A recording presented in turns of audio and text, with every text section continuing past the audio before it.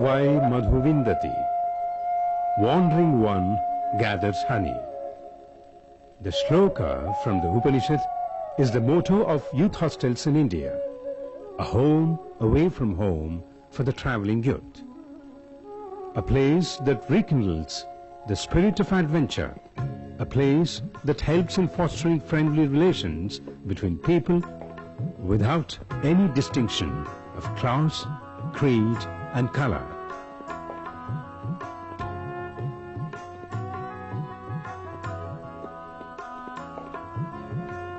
W.G. Eagleton, a professor of English at Maharaja's College, started the youth hostel movement from Mysore way back in the year 1949. The other pioneers in the endeavor were R.G. Phadke, O.K. Nambiar and V. D'Souza, the then Vice-Chancellor of the university. In the 50s, Government of India, realizing the potential, approved the scheme as a national movement and circulated the same to all the universities in the country. Later, the affiliation to the International Youth Hostel followed. Today, a member of the youth hostel or a traveling youth can comfortably stay in any of the 6,000 youth hostels around the globe at an affordable price. See, youth hostels, not only in India, but all over the globe, are different from the conventional hotel or even the conventional hostel. In a conventional hostel, people come and stay for a long period, do their graduation degree or post-graduation degree and go away. But not in these kind of hostels. These are meant for traveling youth for a very short period of say 3 days, extendable by another 4 days time, so that they can explore the nature, see the development taking place in their own country and participate in freshening of their own country. Besides that, these hostels are also activity center like trekking, rock climbing and various other things. Also, these are the information centers for the youth activity. And a unique feature which separates these hostels than the hotels is the word S in between, as you can see, which stands for self-service, sharing and caring, and a bit of sacrifice. There is no discrimination between men and women here. Both can stay. And another unique feature, if I may say so, that in the hostels there are always 2 wardens, normally a husband-wife team. In some countries they are also known as house parents. Now these things are not in the hotels. In the hotels you can just pay and go like anybody else. But here the relationship between the wardens and their wards is different. It's a home away from home.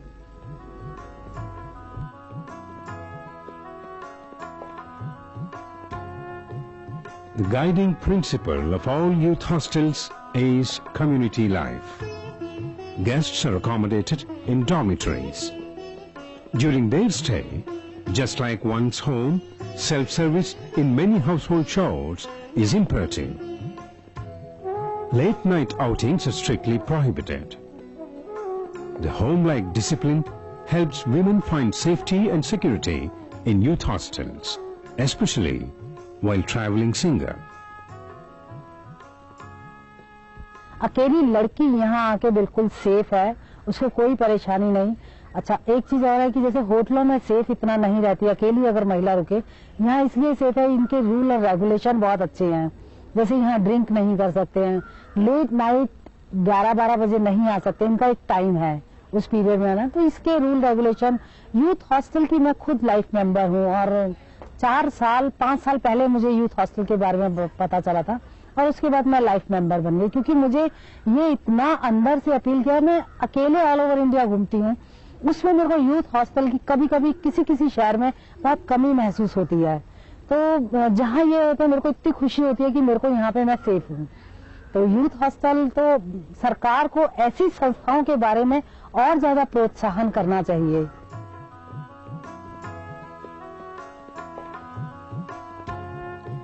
Youth hostels are a great opportunity for young people to acquire valuable out-of-school education at very nominal costs.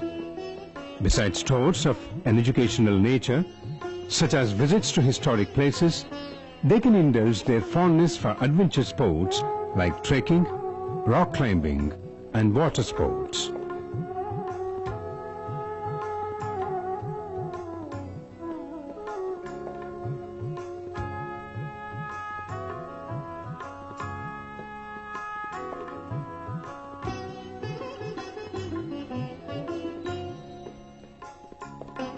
For the majority of rock climbers, hands and feet are the essential, with the feet doing most of the labor. The layman's notion that one must be extraordinarily strong in arms and shoulders is true only for such situations as the negotiations of serious overhangs.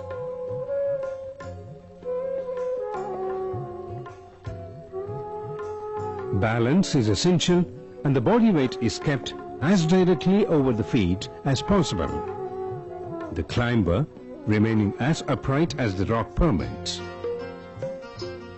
An erect stance enables the climber to use the fifth element of climbing, the eyes.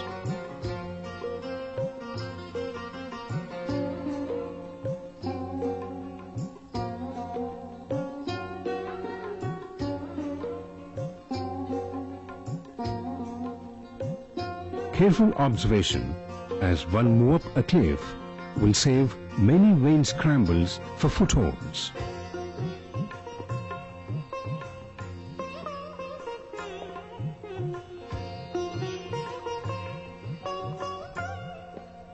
The harder the climb, the more the hands are used for support.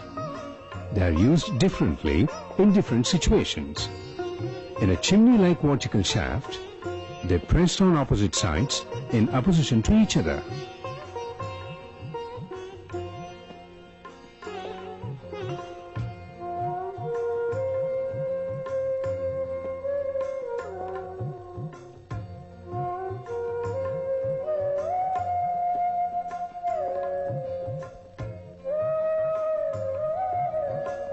Rappelling is a sport that encourages people to test their limits still further. Rappelling involves a slow descent along the rock face using a rope that has been securely anchored to a fixed place.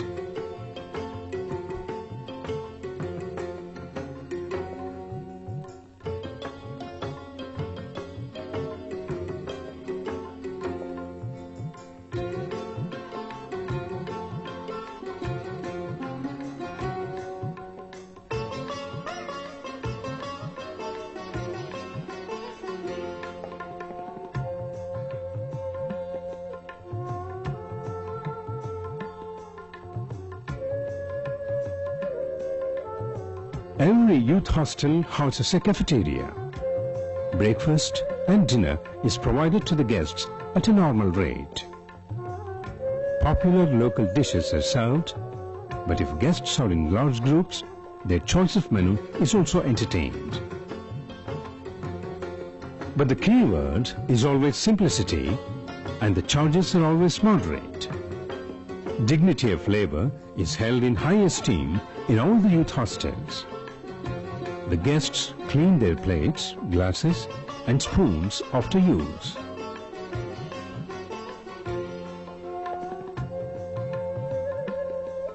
Tranquility descends on the youth hostels from 10 a.m. to 4 p.m.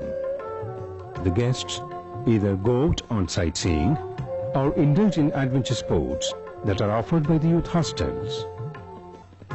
Parasailing is one such sport for those who wish to experience the thrill of flying.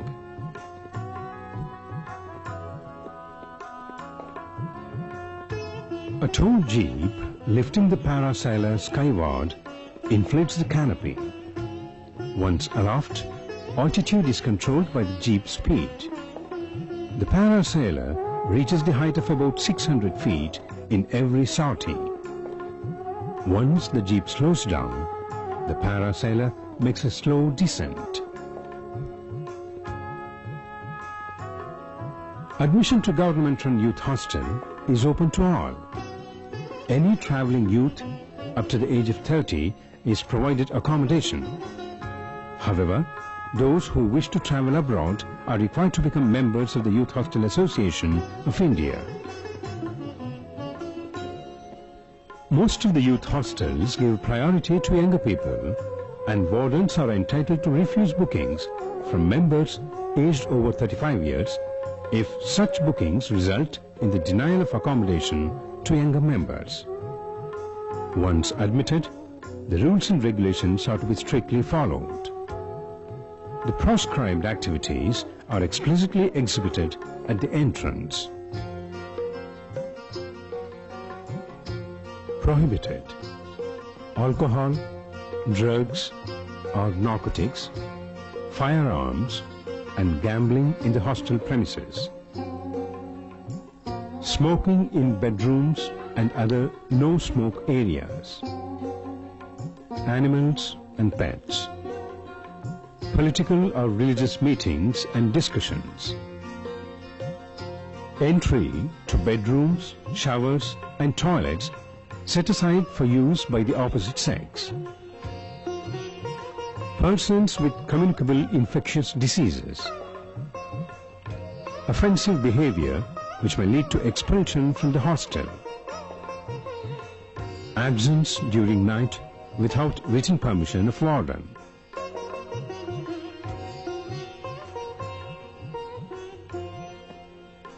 All hostel users have the same privileges and responsibilities regardless of social background, nationality, race and religion.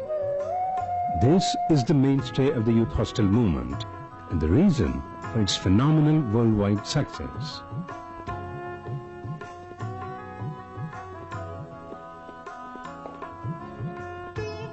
Water sport is another activity that is offered by many youth hostels around the country. The irrigational canals and the rural ambience make it all the more interesting and adventurous. The indigenous rafts are made out of truck tubes and are quite popular as tube rafting. Tube rafting is more fun as the sailor is constantly in contact with the water. However, tube rafting in fast-moving and rocky water bodies is highly dangerous.